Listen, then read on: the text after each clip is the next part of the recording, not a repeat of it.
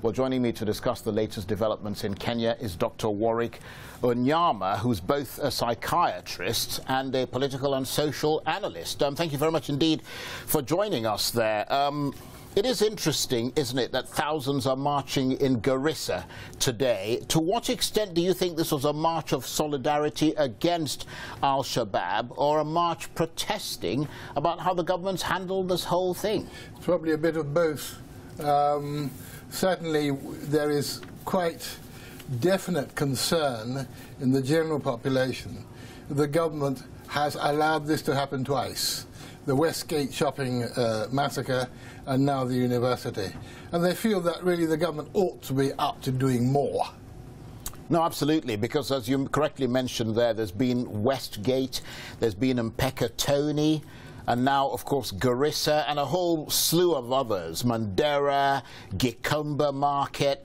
You know, I mean, it's not really, I suppose it's not, if you've got experience in these matters, such as, you know, seeing what's happening in Nigeria and so on. Asymmetric attacks are difficult to predict, let's face it. But I think that the problem is that the government appears to be reluctant, and that is what is annoying people in Kenya, appears to be reluctant to admit their mistakes, and this is what is militating against certainly the perceptions of the people, proper prevention of future attacks. Well, isn't that funny? Well, that's absolutely right. That is exactly what happened in Nigeria, where the perception was that the government was either clueless about how to manage the Boko Haram and kept making fatuous and totally empty promises about how soon they would get it under control. And to some extent, I suppose, the Kenyan government is doing the same. It's a matter of national pride. The government feels if it admits to making mistakes, well, they get voted out at the next election. Which is, yeah. Absolutely.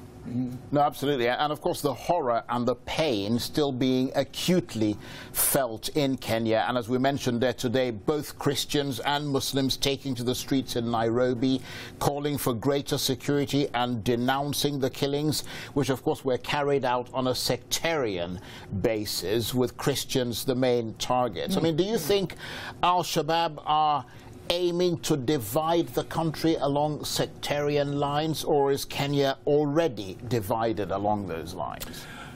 I don't know that Kenya has shown a great deal of evidence to the outside world of such divisions being significant at the moment anyway.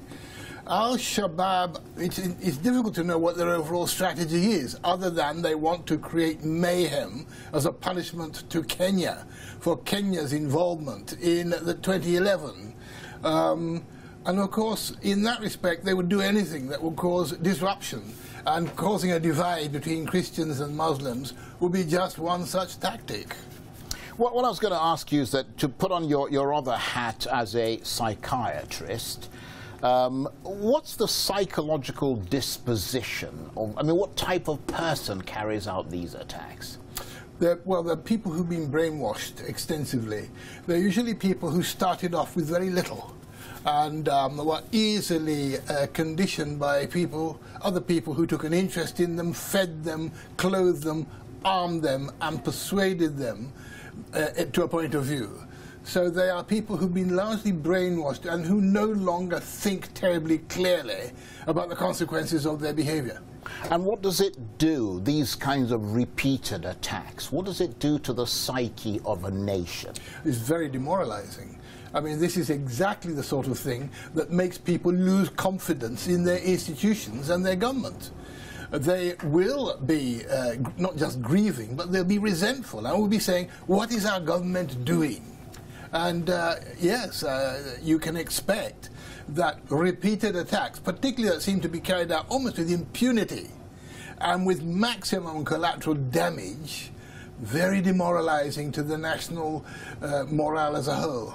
Okay, Dr. Warwick Onyeama, thank you very much indeed. You're welcome.